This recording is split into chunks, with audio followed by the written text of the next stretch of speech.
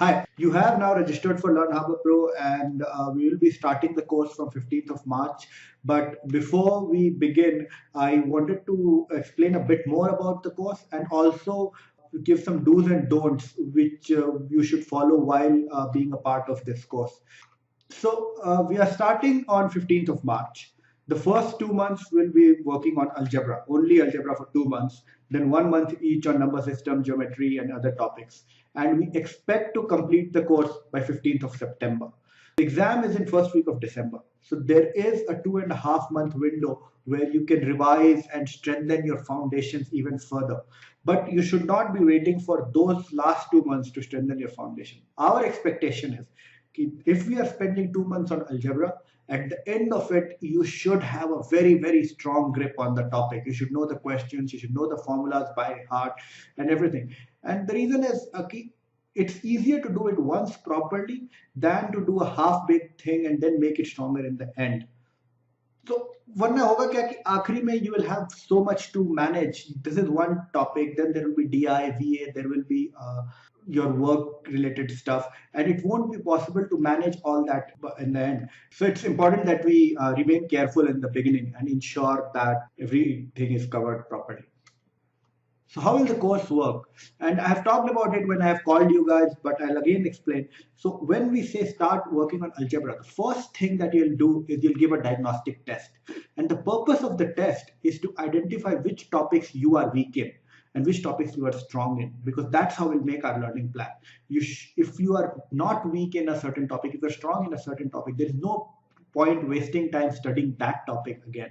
You should be focusing more on your weak topics. So this test will diagnose where your weakness is, where your strength is.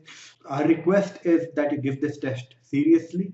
If you do not know an answer, mark it as I do not know. Do not take guesses, because if you get an answer right by making a guess, this will the test will consider that you know that particular topic, but in reality you do not. So it's important that you take it seriously and get a right picture of your mind map. Once we know which topics you're weak and strong in, we'll look at the content for each topic. And the content is classified into 3 different areas. For each subtopic, for example, function basics, you will have certain videos. Now watch the videos. Especially if you are not strong in that topic, then you should watch the videos.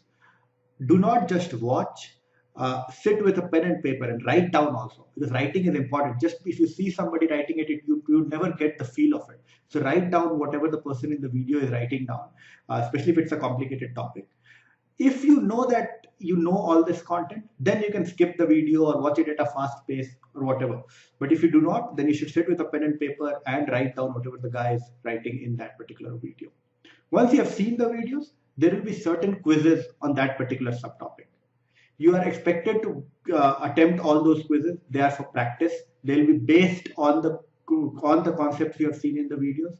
If you get them right or get them wrong, you should look at the video solutions also. You can look at them in a fast forward manner, but at least have a look at it. And that is important, because you might have attempted a question and got it right with a method which takes 10 minutes to solve, but there might be an easier method which takes only 45 seconds to solve. Or many times I try and weave in concepts in those video solutions, so you'll miss out on those concepts. It's important that you watch those videos also. And once you have seen the videos, attempted the quizzes, you should be attempting the test on that particular topic. Now, the tests do not have a lot of questions. They only have 4 or 5 questions generally. And each subtopic might have 1 test, it might have 2 tests or 3 tests. We want you to take those tests seriously. Before attempting a test, you should have revised the formula. You should have remembered the formula. You should know all the questions that are there in the quizzes, and then only you should attempt the test. We will be recording the time you take in attempting the test. We'll record your performance as well. And based on that, we'll have a discussion with you on how you are performing. So this will be there for each subtopic. We'll also have weekly deadline for each subtopic, so that you know by when you should have done what. For example, this is an illustrative example, not a real one, but in this case, what it says is that function is expected to be completed by 20th March. And function has 6 videos, 4 quizzes, and 3 tests. So you'll be expected to adhere to these deadlines. it may be possible that you have certain exams or certainly the workload increases and you start lagging behind, but then you should catch up later on. There is enough leeway built into these deadlines that you can catch up later on, because the exam is fixed. The exam date is the first week of December. So it won't get delayed because you got delayed with something else.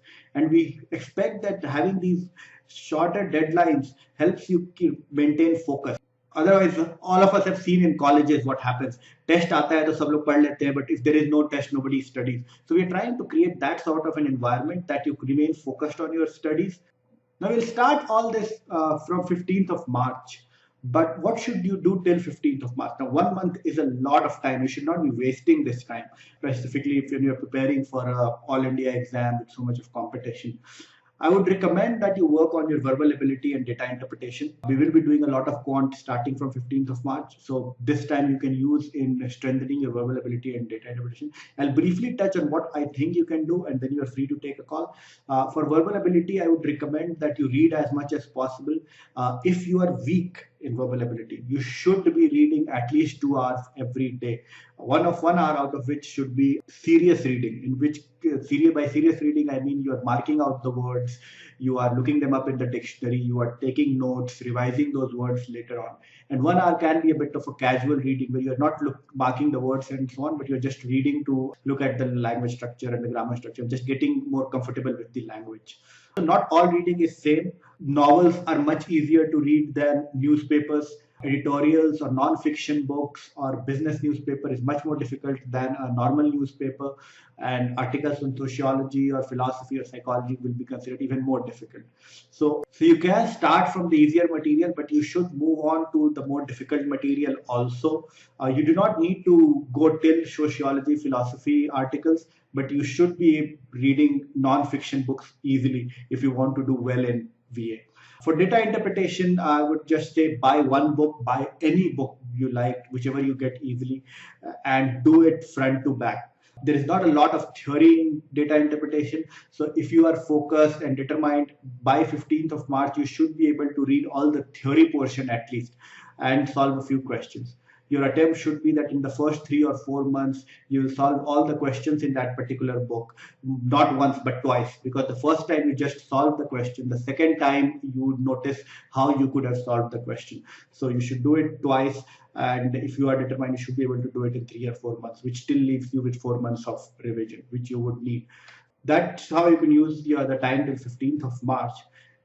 A few things you should not do, and these are my recommendations. You can take it or leave it. First is do not run around for other quant material also. Don't see what other teacher is teaching or what is there in a different book. And the reason why I say this is because confidence matters a lot. And the more you run around, the more different kinds of tips, tricks, teachers, books, materials you refer, the more half-baked your knowledge becomes. Because you would know a lot of stuff, but you wouldn't know anything properly enough to execute in the exam.